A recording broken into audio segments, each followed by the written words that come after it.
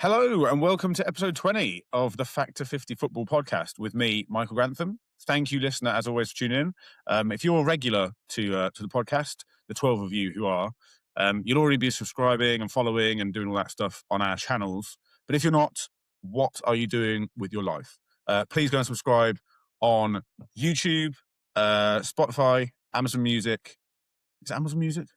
It is Amazon Music, Apple Music, Apple Podcasts. I should really know those by now. We're also on social media, TikTok, Instagram, and Blue Sky. And across the board, we are Factor 50 Football. So Factor 50 Football. So go and follow us, subscribe, like, rate, review, comment, whatever all that stuff is. I don't really know that much about social media, even though I've run it for the podcast. Yeah.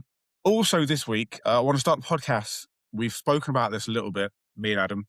I want to call for listener questions. We say this all the time, and then we might mention it like 5 minutes before the end when no one's listening. So if you're a listener and if you've got a question you want to ask us, or you just want some deep, insightful football knowledge from two experts in the field, comment on social media or DM us on Instagram or whatever. And we'll read out some questions next week. We probably won't get any, but I thought if I put that at the start, we might get some. Comment on the pod posts or DM us on social media. Because I would love to answer some questions. That'd be fun. And also we'd know that someone's actually listening and engaging with the podcast. Okay, enough ramble. So we've got a lot to get through this week, haven't we? It's been a big weekend for the Factor 50 crew. And the other half of said crew is with me now. He's a man whose blood sugar levels are as inconsistent as his football team.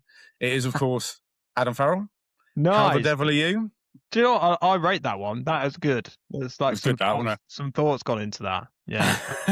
But for listeners who don't know, I'm a type 1 diabetic. So I'm a very vulnerable man who last time my blood sugars went low, we were on a stag do in Bristol in Coyote Ugly.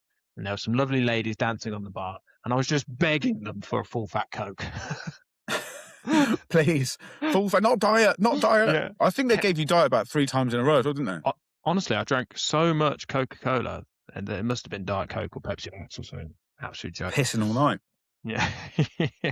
Yeah, and dying. So that was not as good. Not as good. Not ideal, no. Not ideal. You got on all right at the weekend. There was no hiccups. Do you know what? Levels on the weekend were great. And it was a big weekend because the Factor 50, we say on tour, we didn't post one thing on social media the whole time. Yeah, we said we would do that, and we did not do that. We got photos and stuff, didn't we? But I just didn't post them. We have got some photos. So listeners, we went to Southampton. So typically once a year, me and Mike like to go to a random game, book some tickets and go watch some live football in a neutral venue, I guess, so that we can cheer on the same team for once. So we picked Southampton this time. My levels were good. It was perfectly fine. All no day. Dramas. No dramas whatsoever. What did you think about Southampton, mate? What did you did hospitality? I enjoyed it. Yeah. So we went full prawn sandwich brigade, didn't we? And we went to is it the Saint Bar? That was the lounge that we were in, which was nice. The view wasn't brilliant because it's just a massive pile of mud because it's like a big construction site outside the stadium. But I enjoyed the food was good. That little lounge bar was cool. I didn't enjoy the pre-game quiz because we were shit. We got one right, I think. It was all Southampton related for some reason. Don't know why. Yeah.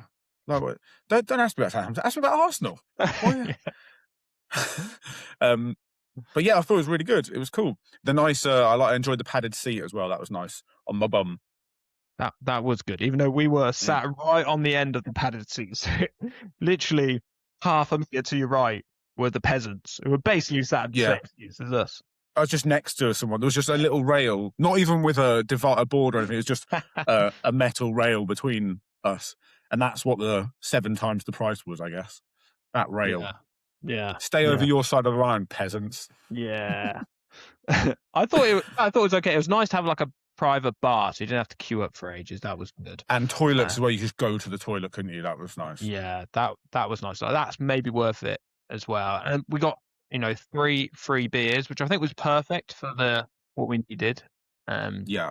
Time, but it did mean at half time we went in for a halftime beer, and naturally it takes a little bit longer, so we missed probably the 5 minutes of the second half, and that's when Southampton scored. So we missed Southampton's goal, and that was their only goal of the game. Yeah, only goal of the game. And of course, wonderful. The result was a draw. Because anytime me and Mike go and watch football, it's always a bloody draw. And it's a relatively, I wouldn't say boring, although the Coventry-Stoke game that we saw a couple of years ago, that was dull. This one, there was entertainment. It was 1-1. Obviously, Charlton paid them back. Southampton dominated, but there weren't loads of really clear-cut chances. We had bets on the game to make it a bit interesting as well, didn't we? Obviously, none of them came in. Yeah. So, yeah, I thought it was good fun. I enjoyed watching football. And then going out in Southampton afterwards was good fun. Soak up the culture. I really liked when you had that really warm, what was it, strawberry daiquiri or something? It was like oh, God, yeah, that was in Wetherspoons. Who knew getting a cocktail from Wetherspoons was a bad idea? Yeah. That was almost hot. Awful. Yeah. But just one word on Southampton. So before we went to go see them, they're on this amazing run of form. They won like that 4 of the last 5. We see them, they draw. They played last night, which is a Tuesday, and they win 5-0. What was that about? Yeah, and all the players that we bet on scoring scored last night. Yeah, honestly. Yeah, so really we picked the wrong game again. Yeah. But until next year, we do it again. So yeah, I think we should also shout out, although we embarrassingly can't remember his name, we should shout out that guy that we met in the Spoons beforehand, because he was lovely. He was our age, but he was a season ticket holder of like 20 years, proper football guy, goes to the game every week, meets up with a bunch of old boys there and like has a beer and goes out, and he was good fun. And he showed us the ropes, and he was like, these are the pubs you should go to afterwards. Took us to the stadium, there's the fan park and all that stuff. So shout out to you, whatever your name was. I'm sorry, I can't remember. I want to say Steve. Was it Steve? I feel like it definitely wasn't Steve, but we can call him Steve. No, let's call him Steve. Yeah. Steve, you're a legend. We really enjoyed that help. That was cool. Absolutely legend. Even though he did recommend one place to go, which we only found as we were leaving and going home when we were grabbing a Subway to go home. And there was a huge queue outside of it, and it was clearly a nightclub. I'm like, Steve, wrong vibe. Come on, awful. I'm 35 years old. Yeah. And one final thing on Southampton. So obviously we took a picture of ourselves outside the stadium and in the stadium, and I showed my family it over tea. Oh yeah. And the first thing they said was like, "Wow, you two look middle-aged." I was like, oh, wonderful. We do look very middle-aged. It looks not great. Yeah, even though Amberley also agreed with Bev that said we look like brothers, which I take massive offence to. Me too. You're an ugly prick. Okay, right. We were going to tease our score predictions, I think, weren't we? So for those who never listen to the end of the podcast, which is from the stats, 99% of you, at the end of the podcast, me and Mike play a game where we predict the Arsenal and Man United results that are going to happen. So points are, if you get a perfect score, you get 3 points. If you get a correct result, it's 1 point. If you get both results wrong, it's a minus point. And as of last week, it's 13-11 to Mike, and you'll find out the results at the end of the podcast if you want to listen to the end. Cliffhanger. That's teaser. a good idea. We should do that more often, shouldn't we? Like, we're going to say something interesting at the end. Yeah. We should also say something interesting in the middle as well, I suppose, shouldn't we? But mostly throughout. But we can't do that really because we're not very good at this. That's hard work. That's too much hard work. We'd have to plan stuff. Yeah, we would. I think let's get into the football, man. It has been a turbulent week for Arsenal fans. So roller coaster. If we rewind to the last podcast, so we recorded that on the eve of you playing Wolves. Yeah, it was. Yeah. So you were playing Wolves that day, and you said on that podcast, because I listened to it back earlier, you said, if we've got any ambition of winning the league, we have to beat Wolves. Which, of course, you didn't. You drew 2-2. After being 2-0 up.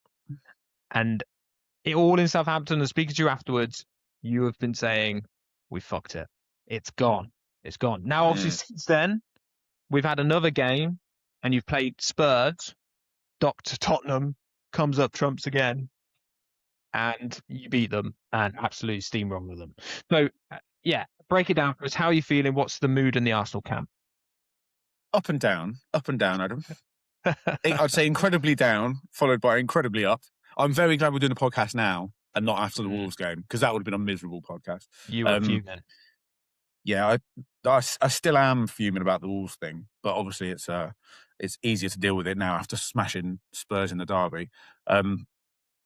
Yeah, we had the points against Wolves. We did all the stuff that sometimes we find difficult to do, like breaking them down, getting them in goal, not shooting ourselves in the foot, and then we did all that stuff. From 2-0 up as well. 2-0 up, and then it's 2-2. Yeah, well, we went 2 up, and immediately this is the two things we've kind of struggled with this season is conceding after we score, like very quickly after we score, and conceding late goals. And we did both of those two things. And of course, it was a random fullback, with the utmost respect to, was it Hugo Bueno? Is he called their right back? Yeah, there's a lovely goal. Arsenal have a history of like random players who have never scored a goal before in their lives at the top level, scoring worldies. And this right back, who has never scored a Premier League goal before, cuts inside and curls one top corner from 25 yards. Of course he does. Such a victim. And yeah, exactly. And then Wolves bring on I forget his name, Edozie, who scored the equaliser. Debut. Obviously hasn't scored before, hasn't played before, and every single Arsenal fan, I think, was thinking, you're going to score. And 2 minutes from time, was it? Or probably even later than that. He capitalises on, I think it was a bad Raya mistake. Either he's got to take the ball and just get rid of it and come through Gabriel and clear him out as well, or just stay on his line, because Gabriel is going to head that out. So it's it was another individual mistake, which is becoming all too common. And they just looked like panicked. You could just feel the panic set in. When Wolves got one back, we started like time wasting and stuff. It's like, you don't need to do that. Just go up the other end and score 3 goals. Because Wolves didn't. The worst thing was, like, Wolves didn't play well, and they still managed to get a draw after being 2-0 down. And I don't know if you saw the stat. It's literally never happened in the history of the Premier League before. I think we said on Saturday, didn't we? So bottom playing top, 2-0 down or worse, and they've come back to draw. That has literally never, ever happened in the history of the Premier League before. So that's a lovely record to break. And after that, everyone is pretty furious. And I think this is the first time, like, it felt like the players have let the club down, let the fans down, really badly this season. Yeah, you were saying there's after that result, it's like it's gone. That these players don't have something missing. Their heads are gone. Their heads are gone. Yeah. It wasn't. It's not like an ability thing against Wolves. They're much, much better. They just panicked and they lost their heads.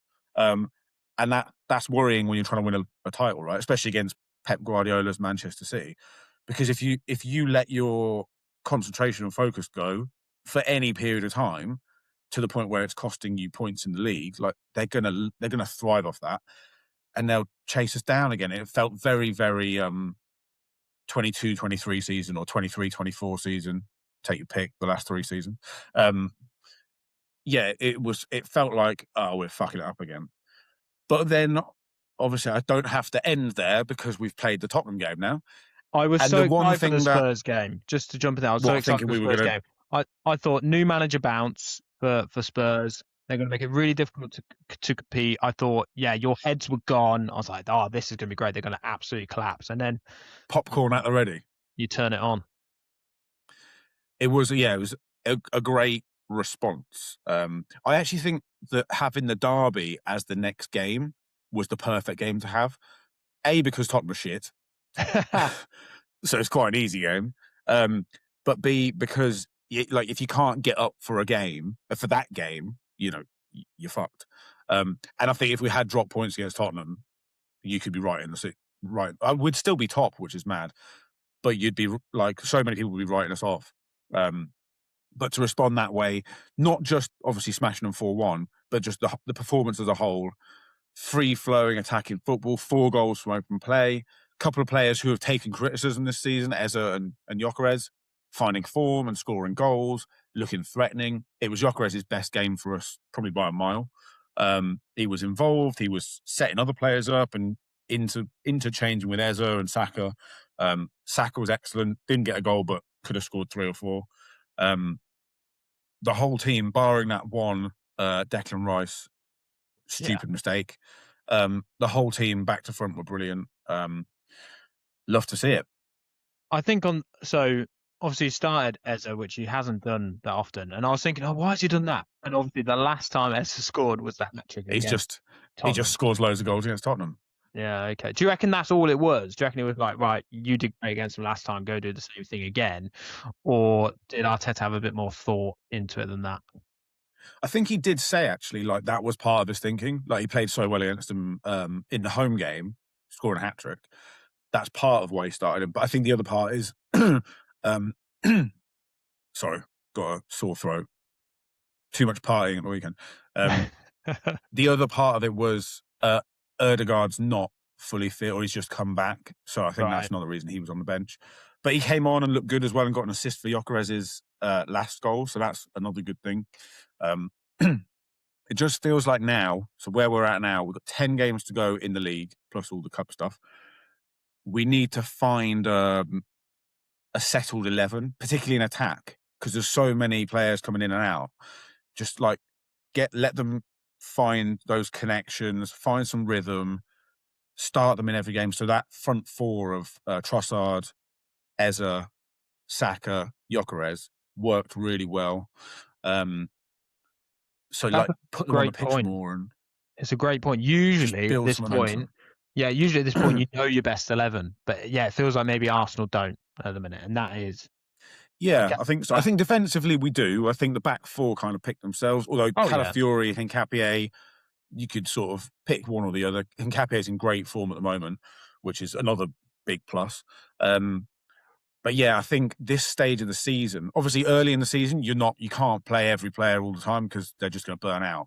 But what have we got now? 2.5 months to go. So probably 15, 16 games if we get to the final of every cup or whatever. It's almost like you want to just say, just give it, empty the tank, just give it everything now. And as long as players are not like,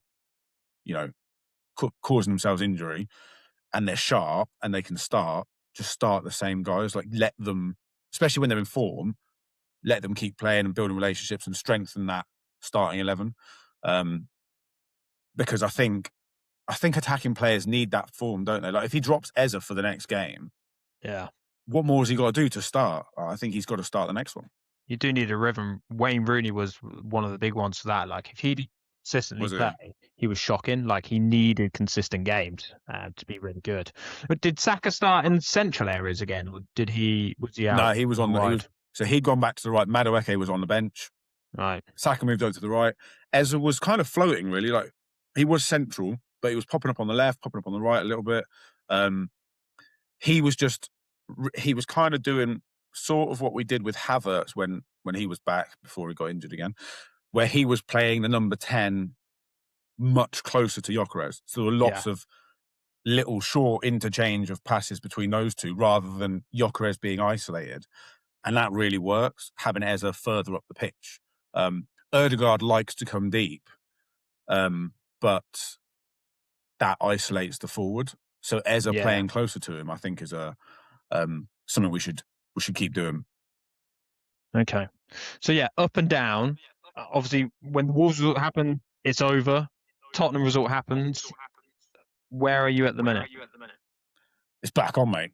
The quad's on. The quad's on again. Jeez. Football fans so fickle. No, I still have concerns, obviously, because that Wolves game's still pretty recent. But the response is good. We need consistency now. We need to go on a little run of 3 or 4 games of consistency, which I think we can do because this is the first week where we're not playing midweek for 3 months. I think it's like mid-December. the last time we had a full week of rest. So a chance to like let the players have a bit of time off and hopefully smash Chelsea. Is it Sunday? I think it is next week. Yeah. So yeah, that's I like our chances. If we play like that more, if we sort of handbrake off, is the phrase, isn't it? That Arsene Wenger used to say, and just like let the attacking players do their thing and go forwards like we did against Spurs, and not all cagey and tight and scared like we did against Wolves. I don't want to. If we see that again, we're going to drop more points, aren't we? So you still think you're going to win the league? Yes, I do. So I found this. I've got the fixture list up, Farrell, for the last 10 games. 10 games to go. I like to do this every year. I've done it for the last 3 years and just disappointed myself. Because obviously we're so good at predictions, I've got the last 10 games for Arsenal and City. I thought what we could do is whiz through those games and go like, they're going to win that, draw that, lose that, win that. And then we'll have our final Premier League table predictions. So then the listeners don't need to follow for the rest of the season. They know who's going to win the league. They've heard it from the experts first. Facts. No, I like that because I think Arsenal will still win the league.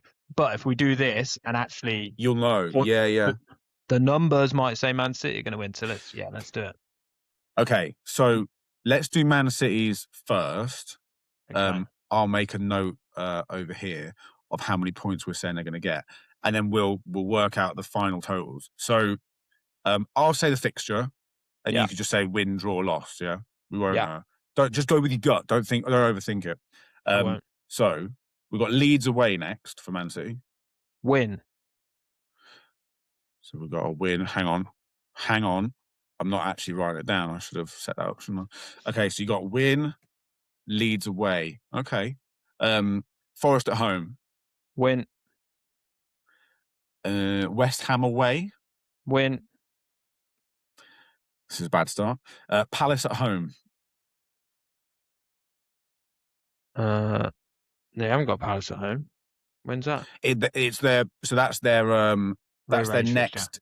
Their rearranged fixture. It hasn't got a week yet, but that's okay. It'll be around about that time, I think. Palace is one of their bogey sides, so I'll go for a draw. Oh, okay. Chelsea away. Draw. Arsenal at home, the big one. Win. Oh, prick. Burnley away. Win. Everton away. Win. Brentford at home. Yeah, win, I guess. Even though Brentford are quite good. Bournemouth away. Win.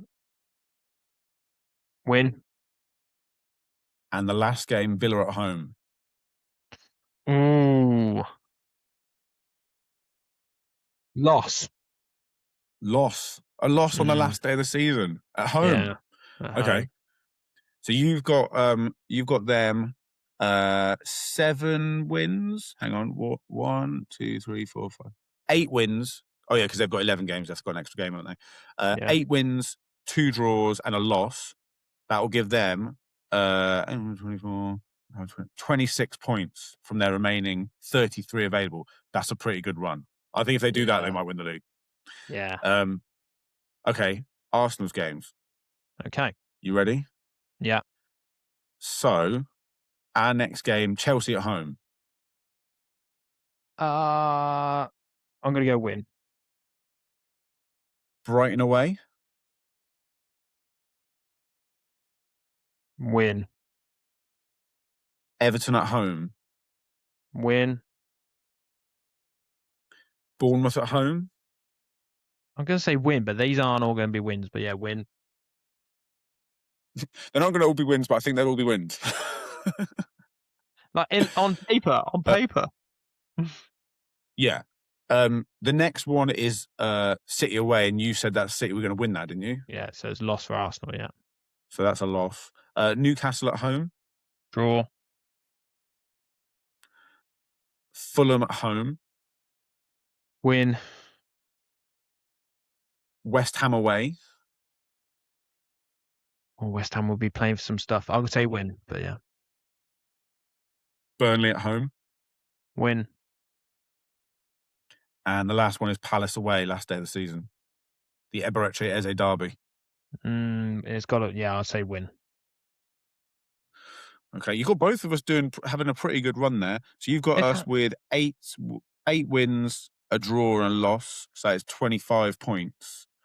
So let's have a look at the table. You've got Man City finishing on, if my maths is correct, 82 points, and you've got Arsenal finishing on 86 points. So you've got Arsenal in the league by 4 points. Do you stand by that? I don't know. Yeah, I think Arsenal will still win the league. So I think that's right. It's hard when you're calling out those games because you go, yeah, that was probably a win now because you're the best two teams in the league. So it's really difficult to go actually. And what might happen is in 5 games' time, there might be a team in massive form. So when you play Brentford, for example, they were in really good form. Whereas if you play them at the start of the season, they weren't in that great form. So it's difficult, isn't it? There's a lot. It changes massively. There's nuance. There is. And like a team sacks a manager and the new manager changes it and they turn out to be really good or whatever. Or there's a lot of, you can also have, so some games towards the end of the season are weird, aren't they? Because you're almost better off not playing teams near the relegation zone. You want like a mid-table team with nothing to play for. Yeah. If you're playing West Ham, who have to win to stay up or something, that is a much harder game than, I don't know, Everton, who are solid mid-table, nothing to play for. Yeah, so definitely. Hard to predict. It is, but I still think Arsenal win the league. There we go. So let's see what happens. There we go. You heard it here first, guys. Arsenal by 4 points. Yeah. So Arsenal going to lose the City game, but still win by 4 points. Yeah. Okay. Yeah. So it just goes to show the narrative that come out there, because obviously my predictions will come true because I'm the best pundit around. So the reactions when you do lose to City will be that you've bottled it and you've lost the league, but maybe you haven't. It'll be huge. I think even before that, the League Cup final, whoever wins that, the other team will be like, oh my God, they're well, if it's City, they won't, because people don't care about City. They've got no fans. But if we lose that, they'll be like, oh, they've bottled it. Immediately, they've bottled it. Yeah, but if we go back to last week, you said, I asked you the question, does the winner of the League Cup have a massive bearing on the title? It does, yeah. You said yes, so you're in that camp. It does have a bearing, unless we lose, then it has no bearing whatsoever. Of course. Yeah, if we lose, it doesn't matter. It's just a League Cup. Yeah. No, it will have an impact. It just psychologically, it will have an impact, won't it? Because it's the two teams in the title race in that final. So that'll be a big game. I need to put that in my calendar. When is that? When is the League Cup final? I did have it here. It's March, isn't it? We're on a football podcast. You're in a final of a trophy and you don't know when it is. No idea. No idea. It's in March sometime, isn't it? It's 22nd of March. Yeah. That's it. Put that in the diary. That's a big day. That'll be the first trophy of 4. The quad is still on. Shall we talk about Manchester United? Yes, please. Let's talk about United. Do you want me to just summarise about how the game went and my thoughts? Yeah, what happened against? So you played Everton at home? No, Everton were at home, weren't they? So you were away. Everton at home. Yeah, we were away. How did the game go? I didn't see this one. So it was very similar to West Ham's. It was like a really ugly game. The only difference is that Everton didn't really come to play, whereas West Ham had some players that could cause you issues, where Everton were much more set pieces, play for corners, and flood the box. I'll make a point about corners later in the podcast, but they just really went for it, like creating so much melee in that centre. But yeah, Sene Le Mans did fantastic. He had probably his best game for United in goal. So he punched a lot, but he punched the ball out from corners quite a lot, caught it a few times, made some really good key saves. So yeah, he played very, very well. And Šeško to the rescue again. So didn't start, comes on as a substitute. And his goal was really good. So we're defending, comes Šeško, he lays it off. I think to Luke Shaw to Cunha. Cunha plays a wicked ball out on Bruno, is making a great run, and then Šeško just turns on the afterburners. Like, he just leaves, I think it's Tarkowski for dead. So makes up probably a couple of yards on him, beats him to it. Ball's played across the box from Cunha, and really nice finish from Šeško. So 2 games in a row now, he's come on as a sub and saved us. And I think I said against West Ham he probably should have started. So against that low block, we probably needed to have someone in the box a little bit more that we could play balls into. And maybe he should have started again. I do think Carrick's probably a little bit worried because he's got the settled 11 that he's sort of getting results with, and Šeško's coming on and scoring goals. So if you change that and put Šeško starting, it changes the whole fluidity of that front 3 that he goes for, and you've just got somebody a bit more of a bit more stuck in that area, and he's not going to interchange into other places. So I think Carrick might resist starting him again, because there's a lot of calls in the minute from the United fans to start Šeško in our next game. Because obviously, if he's scoring off the bench, like sometimes you need players you can change a game, don't you? Yeah, and I think that's the worry for Šeško, is that he gets stuck with that sort of tag and super sub.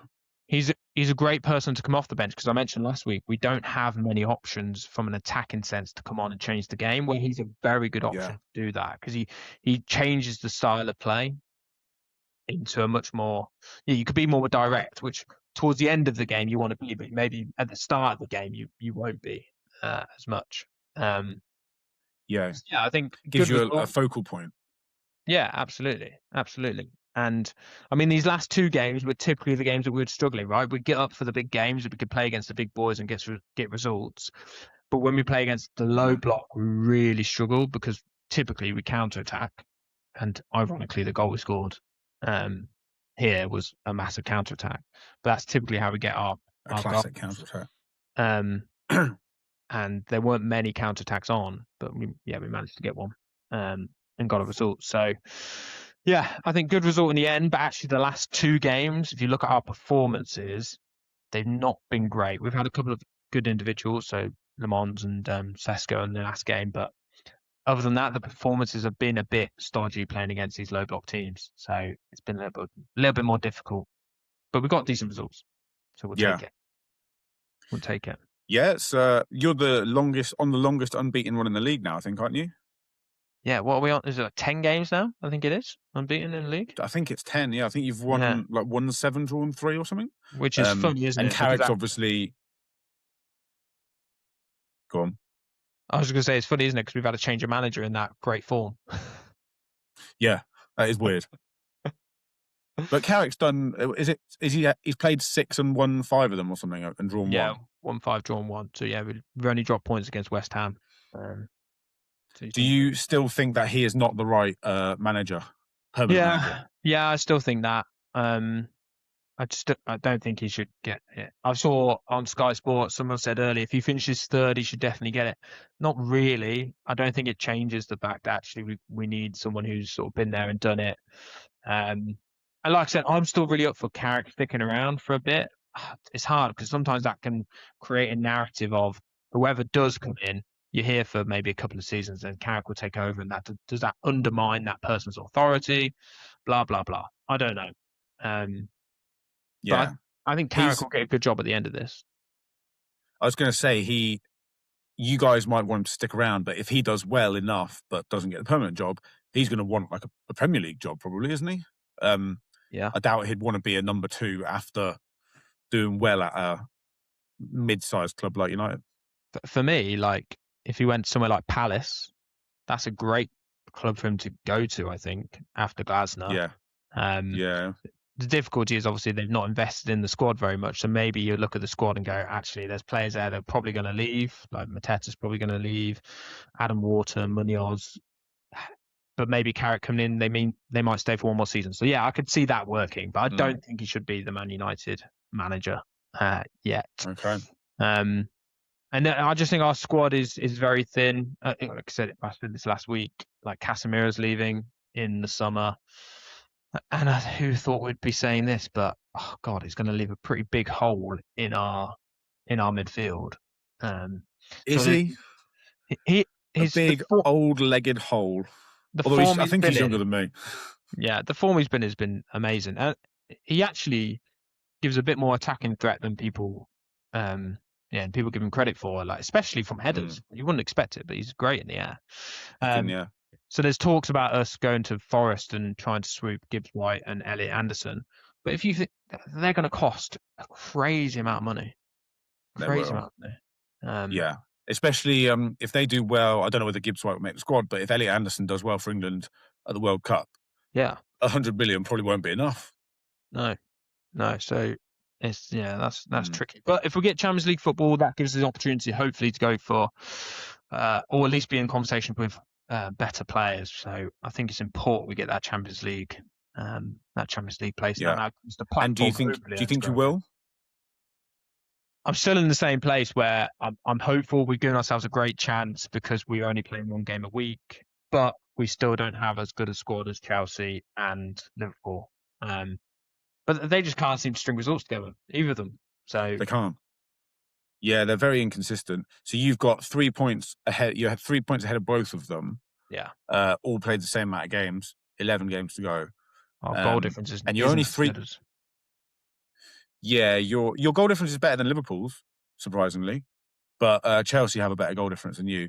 Yeah. But you're also only 3 points behind Villa, so they're probably in this sort of tussle as well for 3rd, 4th, 5th positions. Yeah. I think Villa. But it's going to be 3 out of those 4, isn't it? Yeah, I think so. Like if Villa, if they get injuries or whatever, they could drop like a stone and then out of the Champions League places, which is very similar to how Forest did it, right? A couple of years ago, where they were in and amongst it, so they're going to get it and then just fall away at the end. They've got more. Well, Villa have got. They've got a lot of injuries already. They don't need any more. I think their starting midfield 3 are all out or something? Like Tielemans, what's his face? Kamara is out for the season, who was really good at the start of this season. And John McGinn, I don't know, he might be back before the end of the season, but they're all out. So they're already down to the bare bones. And they've got the Europa League, which we know Unai Emery's going to go for. I think I said it a couple of weeks ago. I think they'll struggle to get top 5. I think they could be. I don't want them to. I'd love them to finish in the top 5.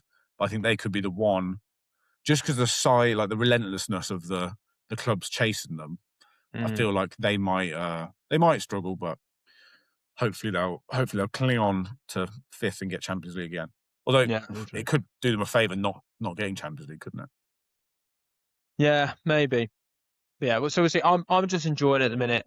Man United get some decent results, so it's fun. We're not losing every week. It's lovely. Yeah, we haven't lost 10 games. It's great. It's great. Cool. Let's move on from United then. I wrote down a couple of questions here.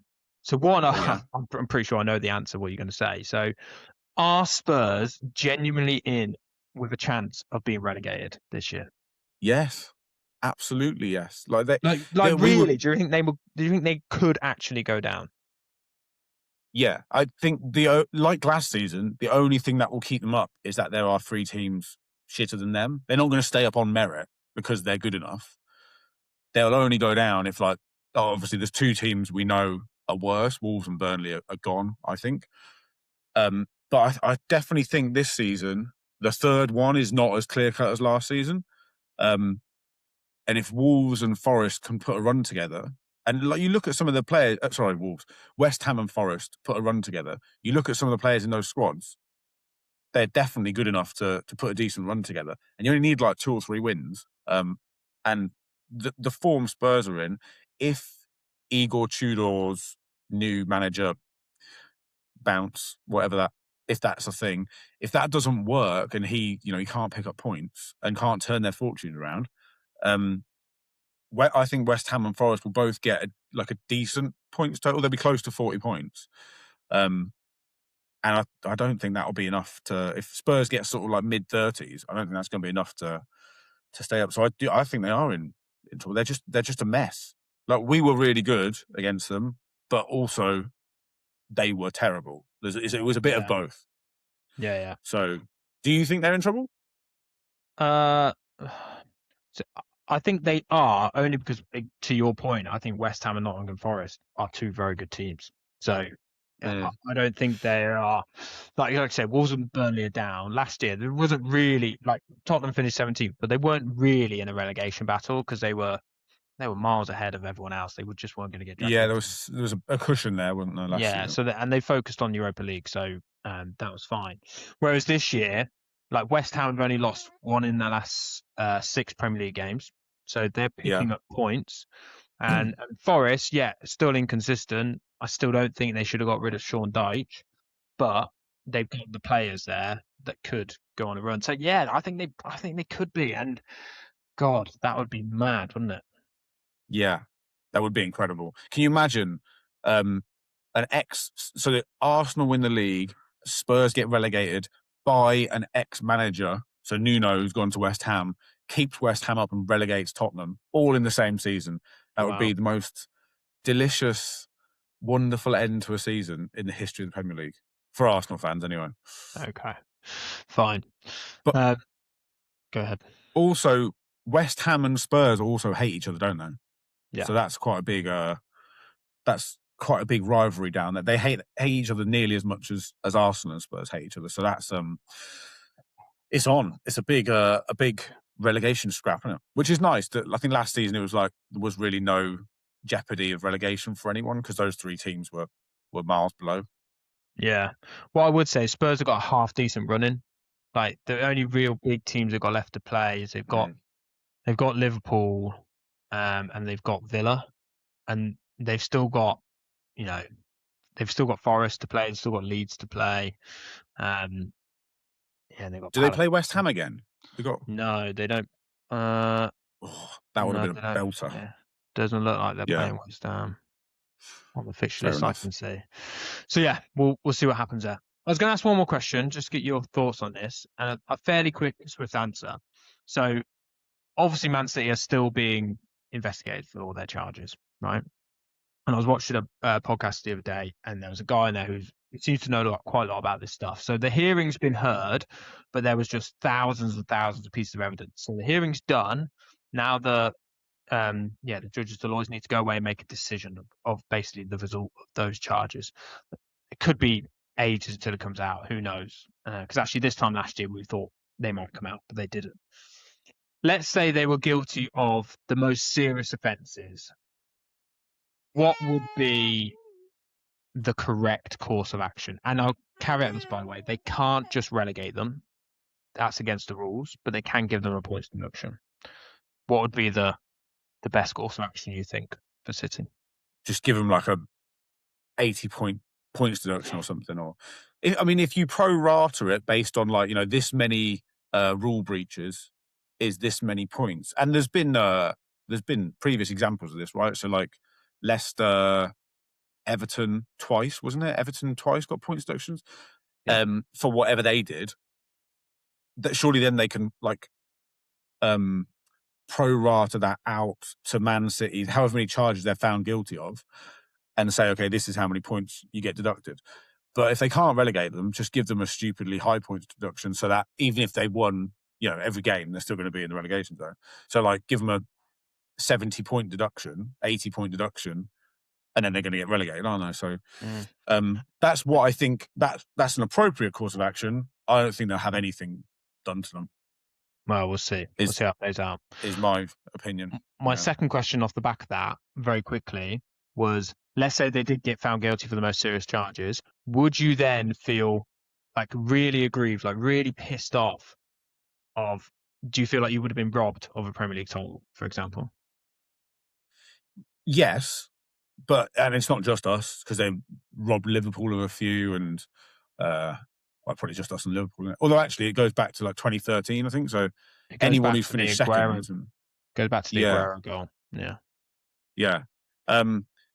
But it's been so long that it wouldn't be it's not really simmering away under the surface. It's just it was 12 years ago, 10, 12 years ago, some of those.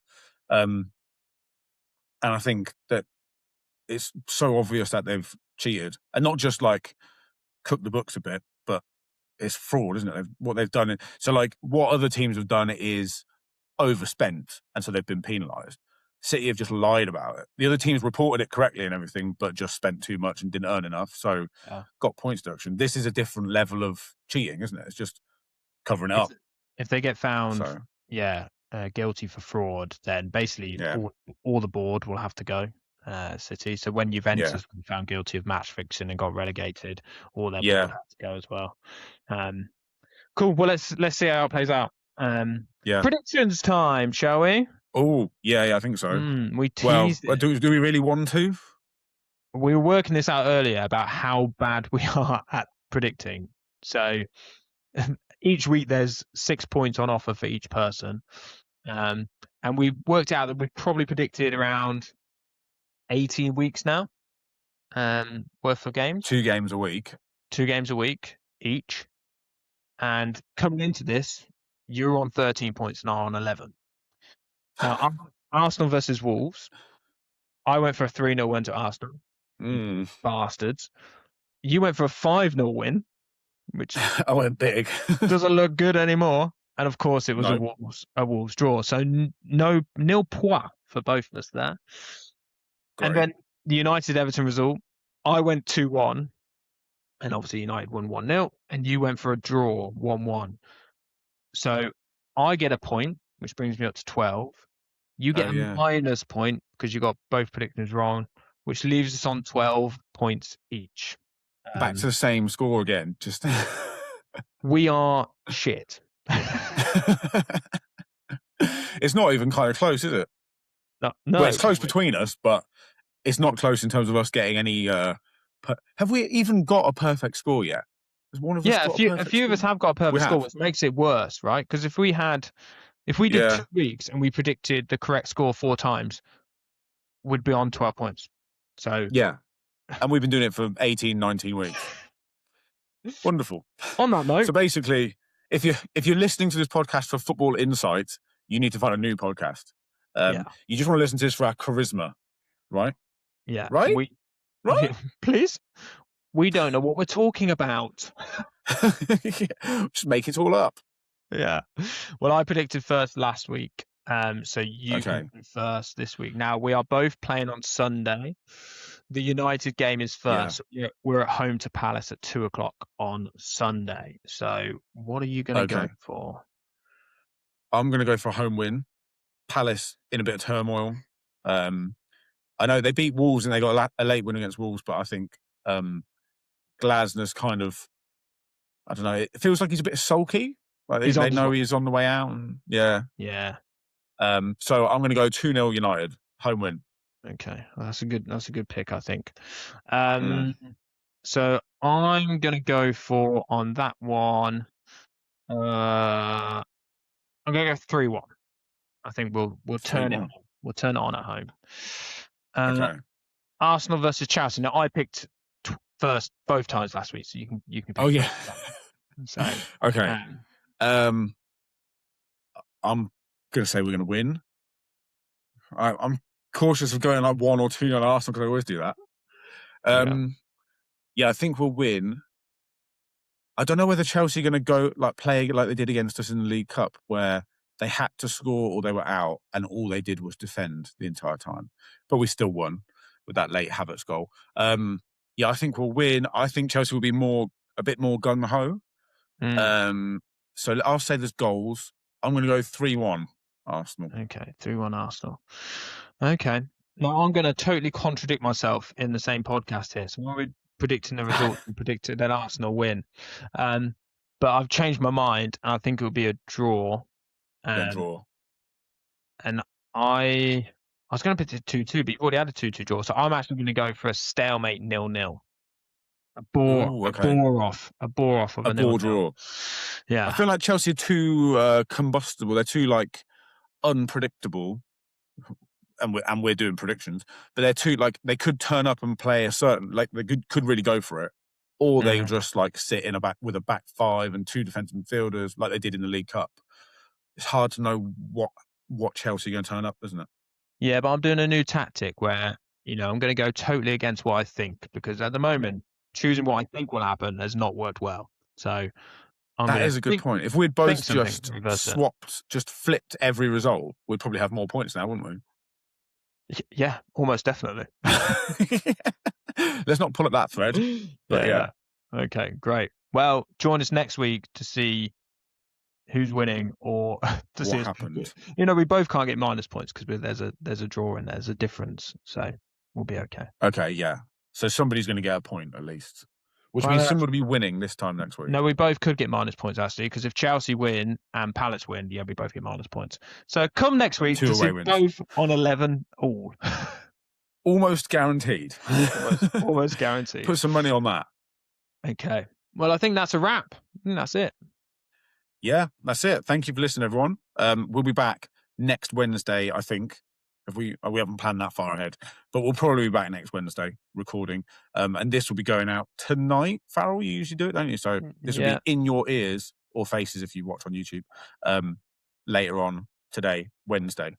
So thank you for listening, listener, and see you next week.